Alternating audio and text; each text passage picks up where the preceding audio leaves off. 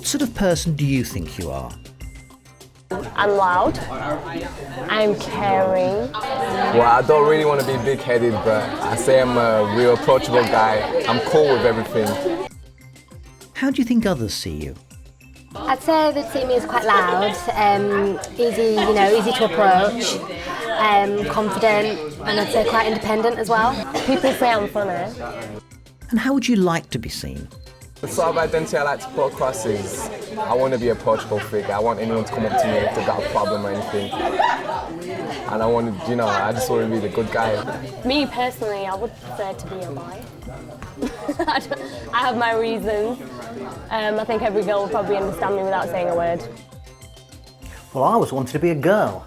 But how we see ourselves, how we think others see us, and how we'd like to be seen are all questions about identities. And that's what we're looking at here.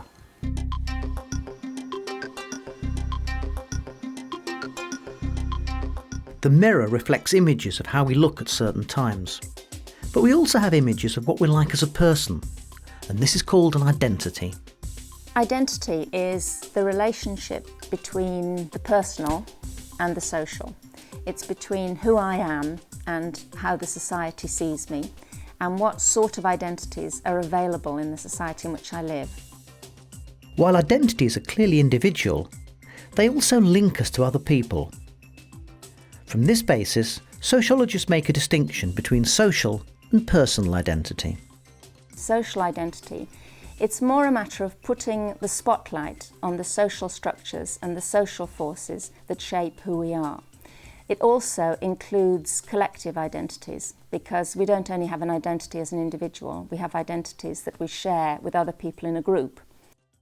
Nationality is an example of an important source of social identity for many people. And sporting contests like the Football World Cup give an opportunity to express national identity. Ethnicity, gender, and geographical location are other important sources of shared social identities that help define who we are. White, British female. I live in Yorkshire, and I'd say that I come from a middle-class family. British Asian, born here, parents are from India, male. British Asian, because I take great pride of my religion, because I'm a believer in both Hinduism and Sikhism, so I take great pride in it. But also, I love my country. I love England. The things that we do, or our roles, are another important source of social identity. It's like when you meet someone for the first time, you say your name, and you probably say something about what you do, that you're a student, or that you make films, or you're a sociologist. This is about saying, this is who I am in the world, and it's the link between me and the social world. So a major part of who we are comes from our membership of social groups or institutions. But that doesn't tell us the whole story. As people, we're more than just members of social groups. We're also individuals with our own unique characteristics. And this is where personal identity comes in. If identity brings together the personal and the social, personal identity emphasises more the individual aspects of identity. I'm quite bubbly, quite a bit of an extrovert. I'd like to think I'm loud, outgoing, confident. I'll speak my mind. I think I was very energetic and lively and loud. Common sense thinking sees personal identity as fixed and purely individual. But for sociologists, it's part of the process of socialisation. We learn who we are through social interaction. Well, I think I get the confidence from being around with my friends, because I have an ace group of friends. And I'd have to say the reserved part, from my family, because my mum and dad are very religious and my dad's very strict. American sociologist Irving Goffman argued that we learn to experiment with identities, like we experiment with different clothes, hairstyles or makeup. And we learn skills in identity management and self-presentation. The way in which we see ourselves is produced in relation to how other people see us. When you're going to do something particularly, important, perhaps something like you're going for an interview, when you're deciding what to put on, you think you have some degree of choice, but when you're deciding what you're going to wear, you think about how other people will see you in that outfit. So you're always negotiating things in this way between how you see yourself and how other people see you. Sociologists also reject the idea of people having a single or true identity. Most sociologists would argue that nobody has a single identity. We all have multiple identities. Maybe we're serious and hard-working in class, but then noisy and outgoing, or super cool in social contexts. But we don't just construct the identities we want.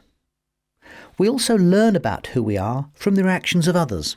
Identities result from social interaction and social relationships, because the way in which I know who I am is through knowing how you see me. I guess it's the way you socialise and what your friends tell you is significant. Like if your friends keep telling you one thing, then you're gonna end up believing it.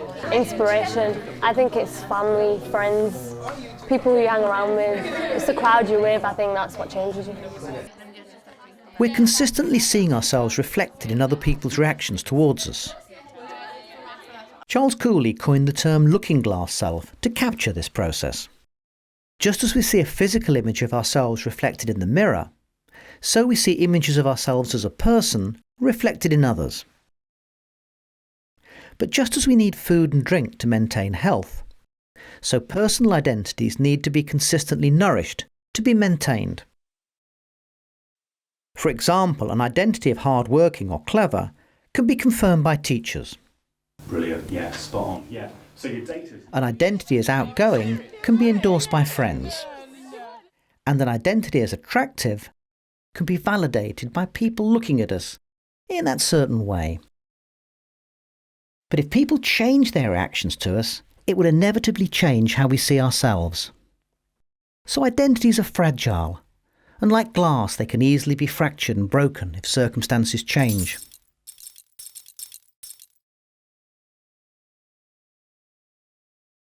We began by asking, who are you? And the answers always bring us back to society, to our social statuses and roles, and to our experiences of social interaction with other people. In short, societies tell us who we are. So sociology is about how our lives as individuals are shaped by societies. And perhaps the most dramatic example of this is that even the most individual question of all, who am I, can't be separated from the social context in which we live. Just one of the reasons that makes sociology such an important subject.